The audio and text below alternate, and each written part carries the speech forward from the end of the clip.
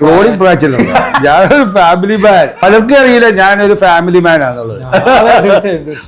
എനിക്ക് 3 മക്കളും എന്റെ മൂത്തവള് ഡോക്ടറാണെന്നോ, ഒരാളും അഡ്വക്കേറ്റ് ആണെന്നോ, പുറത്ത് അബുദാബിയിലാണെന്നോ, ഒരാൾ ഫിലിമിന്റെ അസോസിയേറ്റ് ഡയറക്ടറാണെന്നോ ഒന്നും പലപ്പോഴും ചർച്ച ചെയ്യാറില്ല. അവരിപ്പോഴും എന്നെ കാണുന്നത് പലരും വേറെ ഡിസ്കവറി ചെയ്തതാണ്. So let me be more Benny bro and more bro.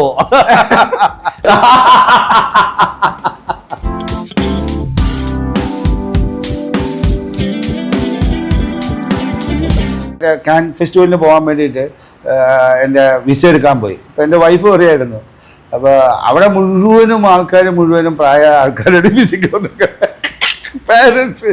അപ്പം എൻ്റെ വൈഫ് പറയാം, മക്കൾ പോയി ഇനി മക്കളെ അന്വേഷിച്ചിട്ടോ ഈ കംപ്ലീറ്റ് ആൾക്കാർ അങ്ങോട്ടേക്ക് പോകുമല്ലോ. എന്ത് തിരക്കാണ് യൂറോപ്പിലേക്ക് പോകാനുള്ള സ്ഥലത്തേക്ക്. അവിടെ മുഴുവനും ആ ഇരിക്കുന്നതിനകത്തേക്ക് കൊച്ചുങ്ങൾ പഠിക്കാൻ പോകുന്നവരും പ്രായമായവർ പോയവരുടെ അടുത്തേക്ക് പോകുന്ന അപ്പനും അമ്മയും. യഥാർത്ഥത്തിൽ നമ്മൾ ഒരു പ്രവാസ ജീവിതത്തിലേക്ക് നമ്മൾ കൂടുതൽ ആൾക്കാരെ അയച്ചുകൊണ്ടിരിക്കുക. ഈ കാൻ ഫിലിം ഫെസ്റ്റിവൽ എന്നാ? കാൻ ഫിലിം അടുത്ത മാസം ഞാനിപ്പോ അതിനകത്തേക്ക് പോകുന്നുണ്ട്. പെട്ടെന്ന് അങ്ങനെ കയറി ചെല്ലാൻ പറ്റിയൊരു സ്ഥലമല്ലല്ലോ. അതിന് ചുളുവഴി ഉണ്ടോന്നാണോ? അത് നടക്കില്ല. അതിന് അക്രഡീഷൻ കിട്ടണമെങ്കിൽ, കുറച്ച് പ്രൊഫഷണൽ അക്രഡീഷൻ കിട്ടണമെങ്കിൽ of course you need A background. Like ഇപ്പൊ എനിക്ക് കിട്ടാൻ കാര്യം എന്ന് പറഞ്ഞാൽ ഞാൻ ഒരുപാട് ഫിലിം ഫെസ്റ്റിവലിലെ ഡയറക്ടറാണ്. കൊച്ചി ഇന്റർനാഷണൽ ഫിലിം ഫെസ്റ്റിവൽ, ഇവിടുത്തെ ആദ്യത്തെ കൊച്ചി ഇന്റർനാഷണൽ ഫിലിം ഫെസ്റ്റിവൽ ഞാൻ ഇവിടെ കൊണ്ടുവന്നു. മൺസൂൺ സിനി ഫെസ്റ്റിവൽ കൊണ്ടുവന്നു. Bahrain whole GCC country festival ചെയ്തിട്ടുണ്ട്. 150 സിനിമയിൽ അഭിനയിച്ചിട്ടുണ്ട്. ഞാൻ എല്ലാ തുറയിലും ചെയ്തിട്ടുണ്ട്. ഒരുപാട് ഫെസ്റ്റിവലിൽ എനിക്ക് അന്ന് തൊട്ടേ ഞാൻ അറ്റൻഡ് ചെയ്ത എൻ്റെ ഒരു ബാക്ക്ഗ്രൗണ്ടാണ്. അതുകൊണ്ടാണ് എനിക്ക് ഈ പ്രൊഫഷണൽ അക്രഡിറ്റേഷൻ കിട്ടിയത്. ഈ പിൻവാതിൽ എന്നുള്ള മൈൻഡ് കേരളത്തിൽ നിന്ന് ആദ്യമേ എടുക്കണം. ഈ പിൻവാതിൽ ആൾക്കാരുടെ എൻട്രി ഉണ്ടല്ലോ, അത് കേരളത്തിന് ഭയങ്കര ദോഷം ചെയ്തിട്ടുണ്ട്. കാരണം എന്താ അറിയാമോ, ആ പിൻവാതിൽ ആൾക്കാർ മുൻവാതിൽ ആൾക്കാർ എന്ന് പറയുന്ന ആൾക്കാരുടെ കംപ്ലീറ്റ് ഒരു ചാൻസിനും ഇല്ലാതാക്കുക. അർഹതപ്പെട്ടവൻ അർഹത കാര്യങ്ങൾ ചെയ്താൽ മതി. അതുകൊണ്ട് അത് ആയില്ല എന്നുള്ളത് കൊണ്ട് ഒരു ദോഷമൊന്നും സംഭവിക്കുന്നില്ല. അവനവന് എല്ലാവർക്കും എന്ത് അർഹത ഉണ്ടോ അവൻ അവിടെ നിന്ന് ചെയ്തിട്ട് അവന് കാര്യങ്ങൾ ചെയ്തെടുക്കാൻ പറ്റും. അവൻ ഇതിലേക്ക് എത്താനായിട്ട് പറ്റും. ഇതിന് ഏറ്റവും വലിയ ഈസി എന്ന് പറഞ്ഞാൽ ഒരാൾ പഠിച്ച് മുമ്പിലേക്ക് വരിക, അവൻ കഷ്ടപ്പെട്ട് എത്തുമ്പോഴത്തേക്കും വേഗം പിൻവാതിലൂടെ അവൻ്റെ മുമ്പിൽ കയറി നിൽക്കുക. കഴിഞ്ഞ ദിവസം വാർത്ത ഉണ്ടായിരുന്നല്ലോ, PhD എഴുതിയത് വേറെ ആള്, കിട്ടിയത് വേറെ ആള്. ബേസിക്കലി 2 കാര്യങ്ങളാണ് കേരളത്തിൽ ഉണ്ടായിരിക്കുന്ന ഒരു ഭയങ്കര അപജയമുണ്ട്. ശരിക്കും നമ്മൾ നിയമവിധേയരായിട്ട് ജീവിക്കാനായിട്ട് പറ്റുന്ന ആൾക്കാരാണ്. കുറേ ആൾക്കാർ വന്ന് പെട്ടെന്ന് ഈ പൈസയുടെ ഹുങ്ക് കൊണ്ട് പല കാര്യങ്ങളും ചെയ്യാനായിട്ട് തുടങ്ങി. അത് ഒരുപാട് ദോഷപ്രവണതകൾ ഉണ്ടാക്കിയിട്ടുണ്ട്.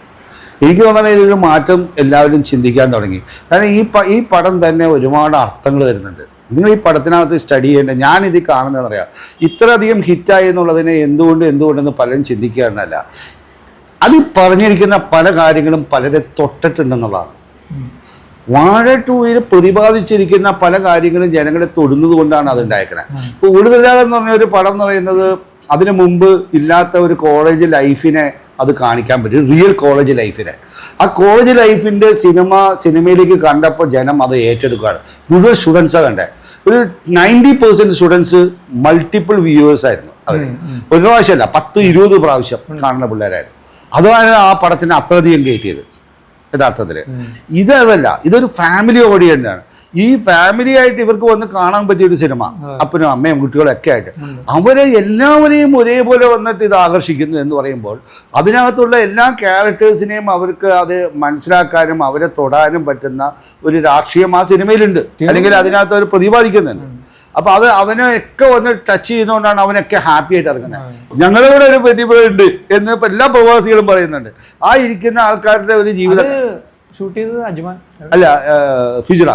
അതായത് നിങ്ങൾ അതിനകത്ത് ആലോചിക്കണം, 6 ദിവസം ഈ ചുട്ടുകൊള്ളുന്ന വെയിലത്ത് ജോലി ചെയ്തിട്ട് ആ ഒരാഴ്ചയിൽ ഒരു ദിവസം അടിച്ചു പൊളിക്കുന്ന പ്രവാസികളാണ്. അത് എന്താ പറയാ, ബേസിക്കലി അതാണ് അവരുടെ ലൈഫ്. അളവ് എല്ലാവരും പഠിച്ചു. അതെ, യഥാർത്ഥത്തിൽ അത് വളരെ എഞ്ചിനീയർഡ് ഒരു ഫിലിമായിട്ടാണ് ഞാൻ മനസ്സിലാക്കുന്നത്. കാരണം they did a very good job, വാഴ team, and very good team, നല്ലൊരു ടീം. കാരണം അതിൻ്റെ concept, story, screen play, direction അതിൻ്റെ ടെക്നിക്കൽ ആസ്പെക്ട്സ് ആയാലും എഡിറ്റിംഗ് ആയാലും ക്യാമറ ആയാലും എല്ലാം കഥ പറയാൻ വേണ്ടി നന്നായിട്ട് ഉപയോഗിക്കപ്പെട്ടിട്ടുണ്ട്. അതാണ് ആ പടത്തിന് മ്യൂസിക് ആയാലും ഡിഫറെൻറ്റ് മ്യൂസിക് ഡയറക്ടേഴ്സിൻ്റെ ഇൻവോൾവ്മെൻറ്റ്, ആക്ടേഴ്സ് എല്ലാവരും നന്നായിട്ട് ചെയ്തിട്ടുണ്ട്. ഓരോ ചെറിയ റോളിൽ വന്നിരിക്കുന്നവരെല്ലാവരും അവർ കറക്റ്റ് പെർഫെക്റ്റ് കാസ്റ്റിംഗ് ചെയ്തിട്ടുണ്ട്. പലരെയും അവർ അതിനകത്ത് മിക്സ് ചെയ്തിട്ടുണ്ട്, ന്യൂ ജെന്നും ഞങ്ങളെ പോലുള്ള ഓൾഡ് ജെന്നും കൂടി വന്നു. അപ്പോൾ അതിനെയൊക്കെ വളരെ നന്നായിട്ട് കൊണ്ടുവരാൻ സാധിക്കുന്നു. പലർക്കും ഇപ്പോൾ ബിജിക്കുട്ടിനൊക്കെ വന്ന് എക്സ്ട്രാ ഓർഡിനറി പെർഫോമൻസ് കാഴ്ചവെക്കാൻ സാധിച്ചിട്ടുണ്ട്. സുധീഷ് ആയാലും ശരി വന്നു എക്സ്ട്രാ ഓർഡിനറി പെർഫോമൻസ് ചെയ്തിട്ടുണ്ട്.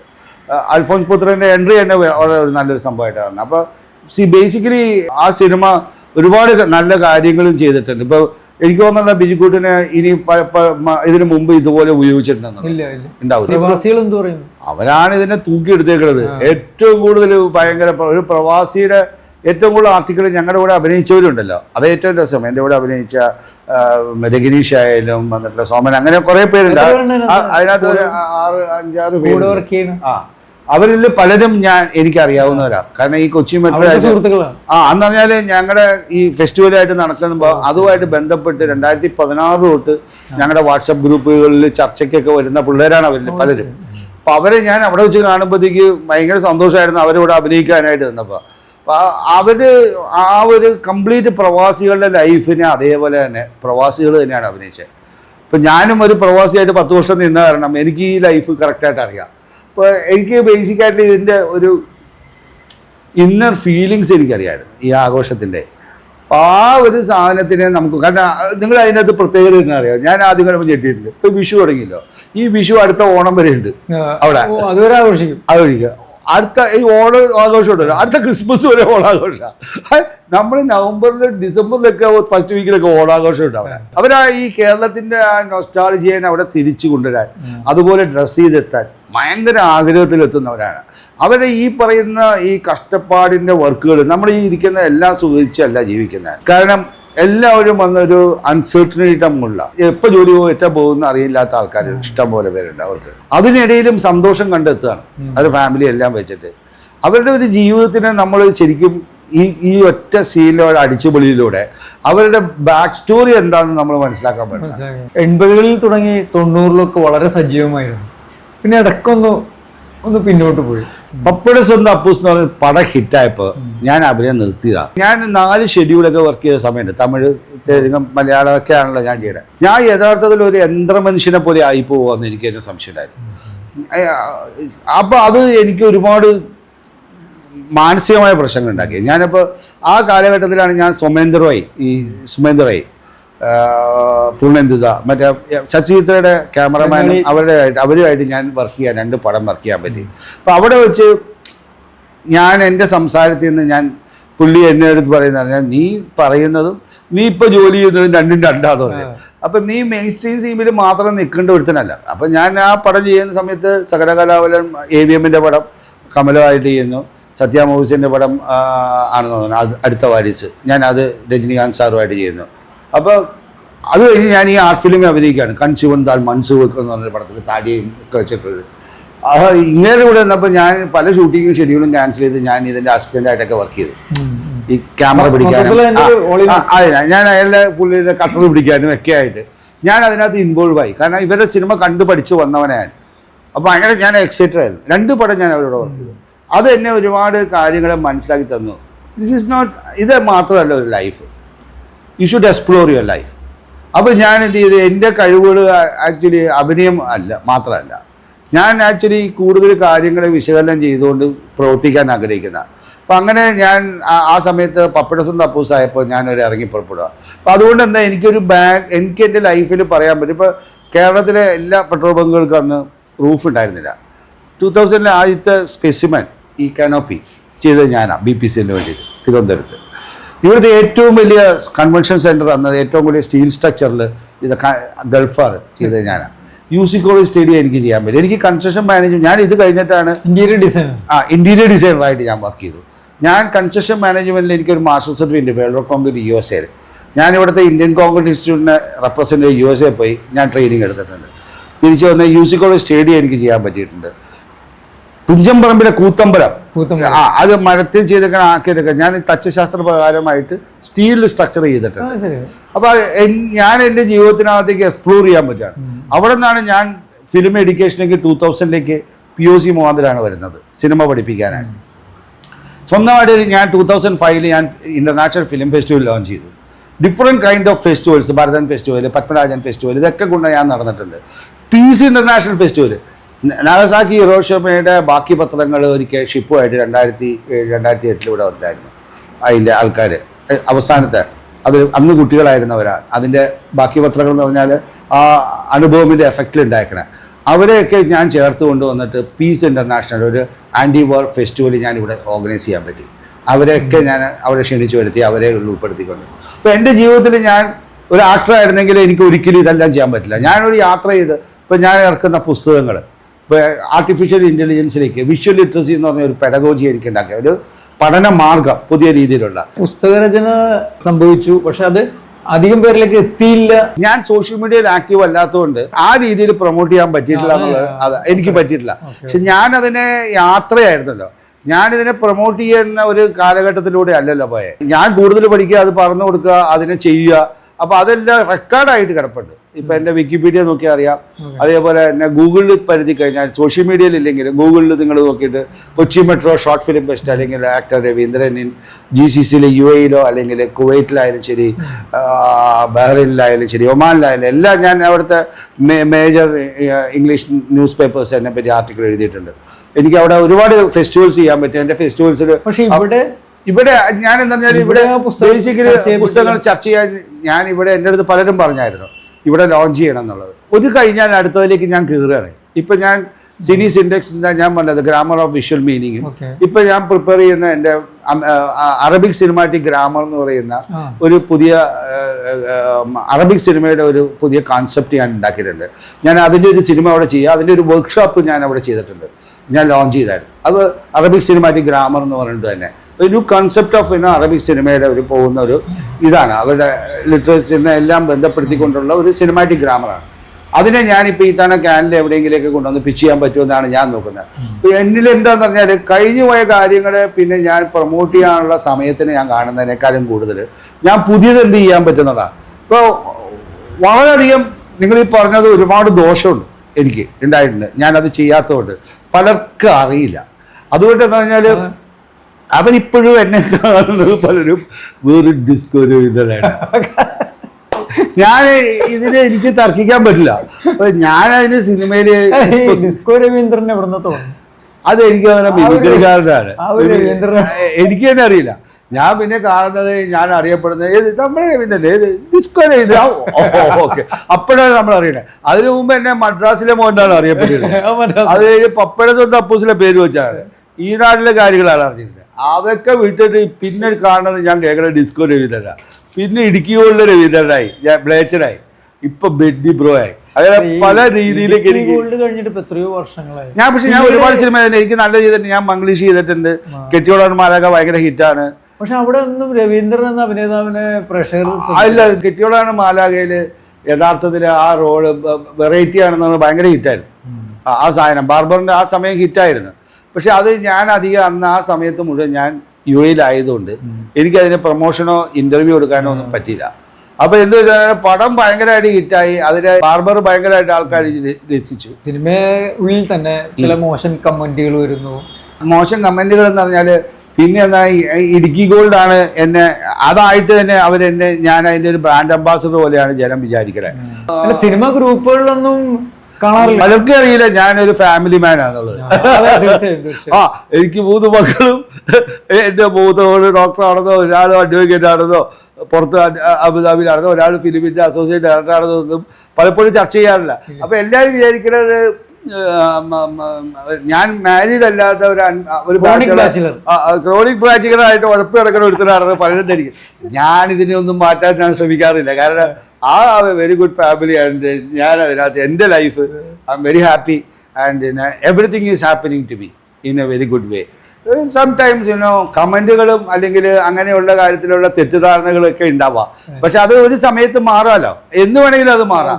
അതിന് ഒരു കാലം വരുമ്പോൾ അതായിരുന്നില്ല എന്ന് അവരറിയുമ്പോൾ എനിക്ക് ഇപ്പോഴത്തെ ഒരു ജീവിതമുണ്ട്, എനിക്ക് ഇപ്പോഴത്തെ ഒരു ഇന്റലക്ച്വൽ ആയിട്ടുള്ള ഒരു ലൈഫ് ഉണ്ടെന്നും അതിനകത്തേക്ക് ഫിലിം സ്റ്റഡീസിലേക്ക് വളരെയധികം മുമ്പിലേക്ക് പോയിട്ടുള്ള ഒരുത്തനാണെന്നും ഇന്റർനാഷണൽ ഫിലിംസിനകത്തേക്ക് എനിക്ക് നല്ല കോൺടാക്ട് ഉണ്ടെന്നും ഫെസ്റ്റിവൽ ഓർഗനൈസ് ചെയ്യാനായിട്ട് എന്നെ കൊണ്ട് സഹായിക്കും എന്നുള്ളത് പഴയ തലമുറയ്ക്ക് അറിയാം. അതിനോട് ബന്ധപ്പെട്ട ആൾക്കാർക്കൊക്കെ നന്നായിട്ട് അറിയാം ഫിലിം ഫെസ്റ്റിവൽ. കാരണം ആദ്യമായിട്ട് മക്ബൽ ബഫിനെയും ഫാമിലിനെയും ഇവിടെ കൊണ്ടുവന്ന ഞാനാണ് കൊച്ചിയിൽ. ഇതിൽ തന്നെ ഒരു വിഭാഗമാണ് എതിരാക്ഷേപം ഉന്നയിച്ചുകൊണ്ട് എൻ്റെ വഴികളും അതിനകത്ത് കാരണമായിട്ടുണ്ടാവാം.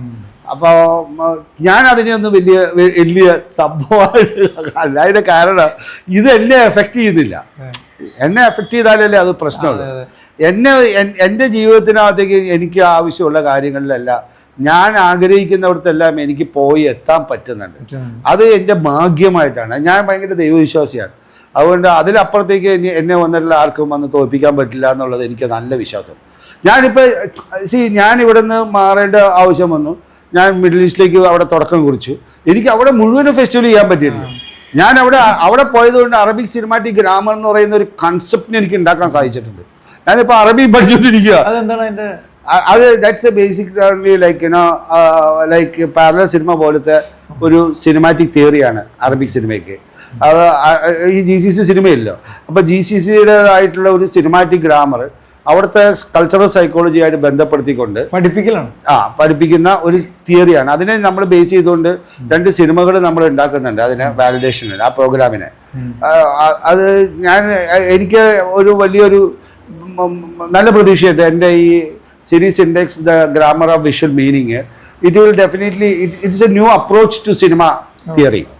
ഒരു സിനിമയുടെ തിയറിയിലേക്കുള്ള ഇപ്പോഴത്തെ ഒരു ലേറ്റസ്റ്റ് ഇതുവരെ ഉണ്ടായിരുന്ന തിയറിയിൽ നിന്ന് കുറച്ചും കൂടി വ്യത്യസ്തമായിട്ടുള്ള അഡ്വാൻസ്ഡ് ആണ്. കാരണം അന്നത്തെ തിയറികൾ 2000-ന് മുമ്പ് ഉണ്ടായിരുന്ന ഫിലിം തിയറികളുടെ ആ സമയവും ഇപ്പോഴുള്ള ആർട്ടിഫിഷ്യൽ ഇൻ്റലിജൻസിൻ്റെ വരവും പ്ലസ് പുതിയ രീതിയിലേക്കുണ്ടായിരുന്ന സമൂഹത്തിലുണ്ടായ മാറ്റങ്ങളെ ബേസ് ചെയ്തിട്ടുണ്ട്. കൾച്ചറൽ സൈക്കോളജിക്ക് വളരെ ഇമ്പോർട്ടൻ്റ് കിട്ടുന്നു. ന്യൂറോ സയൻസിന് ന്യൂറോ സിനിമാറ്റിക്കിന് കുറേ കൂടി ഇമ്പോർട്ടൻസ് കിട്ടുന്നു. ഗട്ട് ബ്രെയിൻ ആക്സിസിനകത്ത് കുറേ കൂടി എങ്ങനെയാണ് ഗട്ട് ബ്രെയിനെ നമ്മുടെ ന്യൂറോൺസിനെ കൺട്രോൾ ചെയ്യുന്നതിനെക്കുറിച്ചുള്ള തിങ്കിങ് ഉണ്ടാകുന്നു. ഇതെല്ലാം വന്ന് നമുക്ക് സിനിമയായിട്ട് കണക്ട് ചെയ്യാനും ബേസിക്കായിട്ടുള്ള നമ്മുടെ എത്തിക്സിനെയും നമ്മുടെ എത്നോഗ്രാഫിനെയും വന്നിട്ട് ആന്ത്രോപോളജിക്കലായിട്ടുള്ള അപ്രോച്ചിനെയും മിക്സ് ചെയ്തുകൊണ്ട് നമ്മുടേതായിട്ടുള്ള ഒരു സിനിമ. ഇപ്പം ഞാൻ ഈ പറയുന്ന സിനിമയിൽ ഒരു കൾച്ചറൽ സൈക്കോളജി ഉണ്ട്. അതിനെ നമുക്ക് പഠിക്കാൻ വിശകലനം ചെയ്യാൻ പറ്റും ആ അപ്രോച്ചിലൂടെ. നമ്മുടെ സൈക്കോളജിയിലൂടെയോ അല്ലെങ്കിൽ മാർക്സിയൻ തിയറിയിലൂടെയോ അല്ലെങ്കിൽ കോഗ്നിറ്റീവ് സൈക്കോളജിയിലൂടെയോ മാത്രമല്ല വന്നിട്ട് നമ്മൾ സിനിമയെ പഠിക്കേണ്ടത് ഈ തിയറി. ഒരു കൾച്ചറൽ സൈക്കോളജിയുടെ അപ്രോച്ചിലൂടെയും വന്നിട്ട് നമ്മൾ എങ്ങനെയാണ് അതിനകത്ത് ഈ കൾച്ചറൽ സൈക്കോളജി റിഫ്ലക്റ്റ് ചെയ്യുന്നത്, ഏത് തരത്തിലാണ് അത് ചെയ്യുന്നത് എന്നുള്ളത് ആ സ്റ്റഡീസിലേക്ക് നമുക്ക് മുമ്പിലേക്ക് കൊണ്ടുവരാനുള്ള ഒരു സാധ്യത ഇവിടെ തുറക്കുകയാണ്. അതിനെ ബേസ് ചെയ്തിട്ടുള്ള ഒരു ഫിലിം സ്റ്റഡീസിന്റെ മാർഗമാണ് നമ്മൾ ഉണ്ടാക്കിയിരിക്കുന്നത്. അല്ല, ഇത്തരം ഒരു അപ്രോച്ച് എന്തുകൊണ്ട് ഇന്ത്യ ഗവൺമെന്റുമായിട്ട് നടത്തുന്നില്ല? ഞാനിപ്പോൾ ഗൾഫിലല്ലേ, അവിടെ ഞാൻ ചെയ്യുന്നുണ്ട്. അവിടുത്തെ യൂണിവേഴ്സിറ്റിയിൽ ഞാൻ ക്ലാസ് എടുക്കുന്നുണ്ടല്ലോ. അപ്പോൾ ഇനിയുള്ള കാലഘട്ടങ്ങളിൽ നോക്കാം. ഞാനിപ്പോൾ ഈ തിരിച്ചു വന്നതിന് ശേഷം ഞാൻ ഷുവറായിട്ടും കൊച്ചി, എൻ്റെ ഒരു വലിയ ആഗ്രഹമാണ് കൊച്ചി ഇൻ്റർനാഷണൽ ഫിലിം ഫെസ്റ്റിവൽ ഞാൻ ഇവിടെ തുടങ്ങി വെച്ചത്, രണ്ടാമത് തുടങ്ങണം എന്നുള്ളത്. ഇപ്പോൾ ഗൾഫ് യൂറോപ്പ് ബേസ് ചെയ്തുകൊണ്ടുള്ള ഒരു ഫിലിം മാർക്കറ്റിന് ഇവിടെ വന്നിട്ടുള്ള ഒരു ഫിലിം കോപ്രൊഡക്ഷൻസിൻ്റെ ഒരു ഹബ്ബായിട്ട് കൊച്ചിനെ മാറ്റാൻ സാധിക്കുന്നതാണ്. നമ്മുടെ ഈ പടങ്ങളിൽ പലപ്പോഴും ഗൾഫിൽ നിന്നാണ് ആൾക്കാർ പണം ഇൻവെസ്റ്റ് ചെയ്യുന്നത്. അപ്പോൾ അതിനെ ഒരു പ്രോപ്പർ രീതിയിലേക്ക് കൊണ്ടുവരാനും അവരുടെ പണങ്ങൾ നഷ്ടപ്പെടാതിരിക്കാനും നമുക്ക് ഒന്ന് അക്കാഡമിക് തലത്തിലായിട്ടും അല്ലെങ്കിൽ വന്നിട്ടുള്ളതിനെ ഗവൺമെൻറ് തലത്തിലായിട്ടും അതിന് ഒരു ഉപയോഗപ്പെടുത്തുന്ന രീതിയിലേക്ക് ഉണ്ടാകുന്ന ഒരു ഫിലിം കോപ്രൊഡക്ഷൻസിന് ഒരു ജെന്യുവൻ കോപ്രൊഡക്ഷൻസിന് ഉണ്ടാക്കാനായിട്ട് സാധിക്കും. അത് നമ്മുടെ ഇൻഡസ്ട്രി മാത്രമല്ല, നമ്മുടെ ഈ മെയിൻ സ്ട്രീം സിനിമാസ് മാത്രമല്ലാതെ മറ്റു തലങ്ങളുള്ള ഫെസ്റ്റിവൽ സർക്യൂട്ടിലേക്ക് മാർക്കറ്റ് ചെയ്യപ്പെടാൻ പറ്റുന്ന ഒരു സാധ്യതകളെയാണ് ഞാനിപ്പോഴും സ്റ്റഡി ചെയ്തുകൊണ്ടിരിക്കുന്നത്. അല്ല, ഇപ്പോഴത്തെ ഈ യാത്രയും തിരക്കും വീണ്ടും അഭിനയം ബുദ്ധിമുട്ടുണ്ട്. രണ്ടും അങ്ങനെയല്ല. നമ്മളിപ്പോൾ ഒരുപാട് സംഭവിച്ചു. അല്ല, അന്ന് എന്താ പറഞ്ഞാൽ ഞാൻ അതിൻ്റെ ഒരു ബിഗിനിങ് സ്റ്റേജ് ആയിരുന്നു എൻ്റെ പഠിത്തത്തിൻ്റെയും പോകില്ലേ. അപ്പം ഞാൻ വളരെയധികം അതിപ്പോൾ ഒരു ചെടി വളരുന്ന സമയം നിങ്ങൾ ഏറ്റവും കൂടുതൽ ശ്രദ്ധ കൊടുക്കേണ്ടത് ആ ചെടി വളർന്ന് ഒന്ന് പ്രാപിക്കുന്നവരെയാണ്. പിന്നെ അത് തന്നെത്താനെ വളർന്നോളും. ഞാൻ ഈ കഴിഞ്ഞ 10 വർഷം കൊണ്ട് ഞാൻ എൻ്റെ എല്ലാ വിത്തുകളും പായിക്കഴിഞ്ഞു. മിഡിൽ ഈസ്റ്റിലും യൂറോപ്പിലായിട്ടും ശരിക്കും ഫിലിം സ്റ്റഡീസിൻ്റേതായിട്ടില്ല. എനിക്ക് അവിടെ ഇരിക്കുന്ന മേജർ ദുബായ് ഇൻ്റർനാഷണൽ ഫെസ്റ്റിവൽ മസൂദുമായിട്ട് ഞാൻ നല്ല ഫ്രണ്ടാണ്. മുഹമ്മദ് അൽക്കാണ്ടി വന്ന് ഒമാൻ ഫെസ്റ്റിവൽ ചെയർമാനായിരുന്നു, നല്ല ഫ്രണ്ടാണ്. അഹമ്മദ് അൽമുള്ള വന്നിട്ടുള്ള സൗദി ഇൻ്റർനാഷണൽ ഫെസ്റ്റിവലൊക്കെ ആയിട്ട് ഞാൻ നല്ല സുഹൃത്ത് ബന്ധമുണ്ട്. ഇപ്പോൾ എനിക്ക് ടോട്ടലായിട്ട് ഒരു കോണ്ടാക്ട്സ് ഉണ്ട്, ഇപ്പോൾ നെറ്റ്വർക്ക് ഉണ്ട്. ഞാൻ എന്താണെന്നുള്ളത് അവർക്കറിയാം യഥാർത്ഥത്തിൽ അക്കാഡമിക്കിൽ. അവർ എന്നെ ഡിസ്കോ രവീന്ദ്രനായിട്ട് കണ്ടിട്ടില്ല. അതാണ് അതിനകത്തേറ്റ്. ഡിസ്കോ രവീന്ദ്രൻ അല്ലാത്ത ഞാൻ വേറൊരു ലോകത്തുണ്ട്. ആ ലോകത്ത് എനിക്ക് നന്നായിട്ട് ഫെസ്റ്റിവൽ സർക്യൂട്ടിൽ എനിക്ക് പോകാൻ സാധിക്കുന്നുണ്ട്. അപ്പോൾ അതിനെയും ഈ ഇരിക്കുന്ന ഇതിനെയും ബ്ലെൻഡ് ചെയ്യാൻ പറ്റിക്കഴിഞ്ഞാൽ എനിക്ക് കൂടുതൽ കാര്യങ്ങൾ ഇവിടെ ചെയ്യാൻ പറ്റും എന്നുള്ളതാണ്. ഇപ്പോഴാണ് സമയമായത്. എല്ലാത്തിനും സമയമുണ്ട് ദാസ.